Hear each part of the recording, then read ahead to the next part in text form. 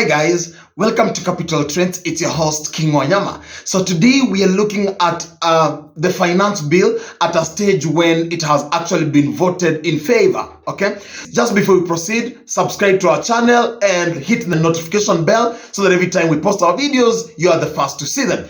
Otherwise, let's dive right into this. So now, Kenya Kwanza has surprised people today because on Sunday this week, we had Honorable Moses Wetangula in Lugari, where he was addressing the people at an event where he said this, and by the way, he drafted the entire thing that he was doing in Lugari and posted as a tweet. So let me just put it up so we can read and see what he said, and let's compare with what happened with the finance bill. Okay, now he said, "Today, I led 17 MPs in a funds drive in aid of Luandeti DEB Secondary School in Lugari constituency.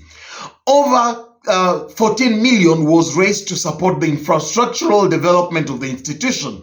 Health Cabinet Secretary Ms. Susan Nakumicha and Governor Kakamega County, His Excellency Fernandez Baraza, his Deputy Honorable Ayub Savula were among guests who honored the invitation by the area MP, Honorable Nabi Nabwire, to help raise funds for the school.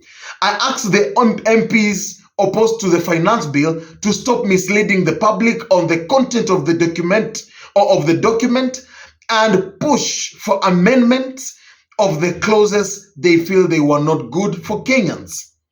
The Constitution gives MPs powers to push for amendments on clauses that may single out as unfriendly to citizens, and that is what I urge them to do instead of decampaigning the document in public meetings in villages.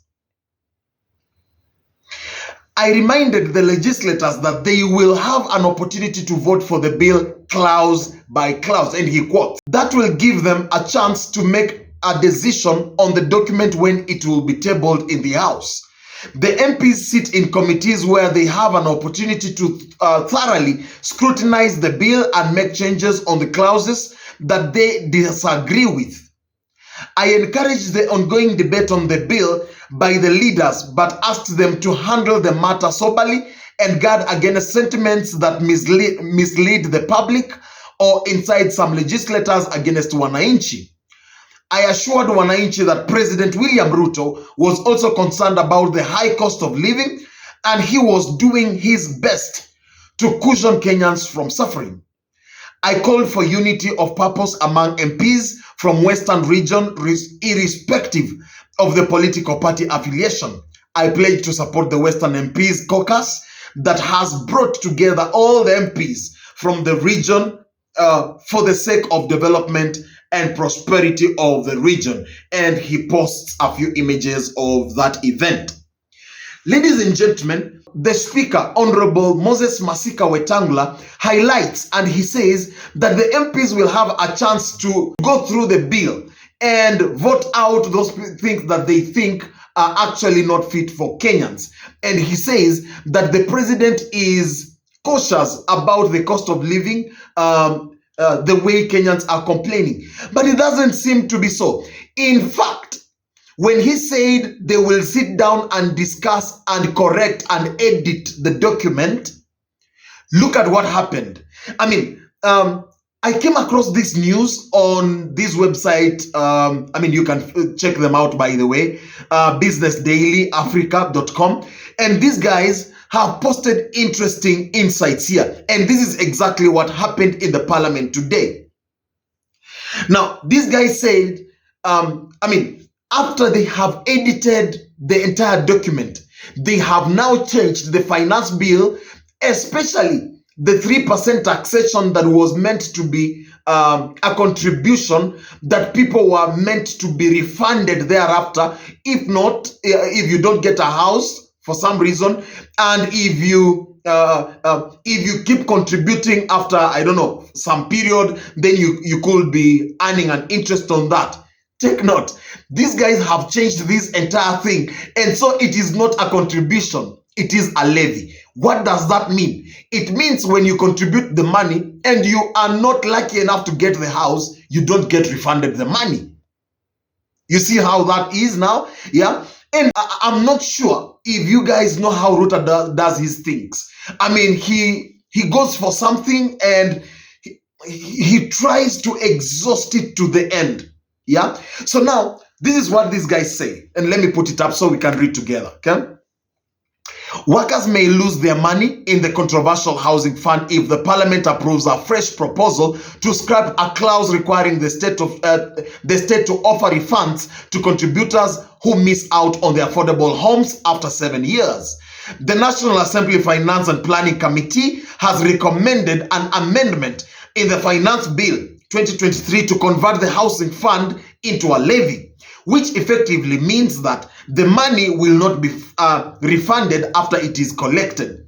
This quote unquote, cognizant of these and objections raised by the shareholders, the committee agreed to amend the proposal on the housing fund by making it a levy as opposed to a contribution, so that the funds can be appropriated directly to fund the housing initiative under bottom-up economic transformation agenda.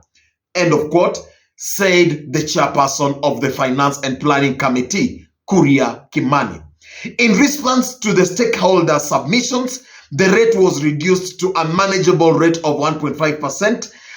Housing and Urban Development Principal Secretary Charles Hinga said he was awaiting the report from the committee.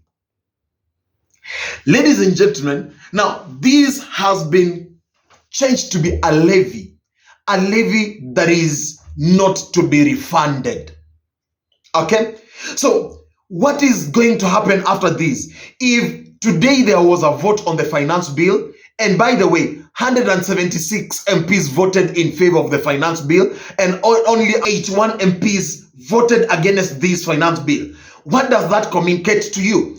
If the finance bill has a clause that aims at increasing the taxation on fuel, rest assured we are going to have tough times. I recommend and I advise you need to prepare for tough times ahead, ladies and gentlemen, because it is not going to be easy. These guys have overlooked everything they campaigned on, and they have gone ahead.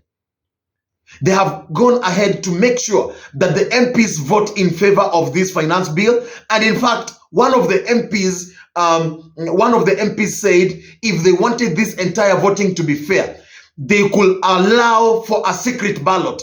These guys didn't have a secret ballot, so if you were to vote, everyone would know how you are going to vote. And that is the reason as to why some people may have voted in favor of this entire thing, fearing the consequences that may come after, right after the threats that the president had put forth in one of the forums at one of the ministers' homes when they were doing a Thanksgiving service. Otherwise, thank you so much, ladies and gentlemen. Those are some of the views that we wanted to share. Please make sure that you subscribe and let's keep sharing, and as you receive those notifications, please also remember to hit the notification bell so that every time we post our news, you are among the first to receive them. Thank you so much.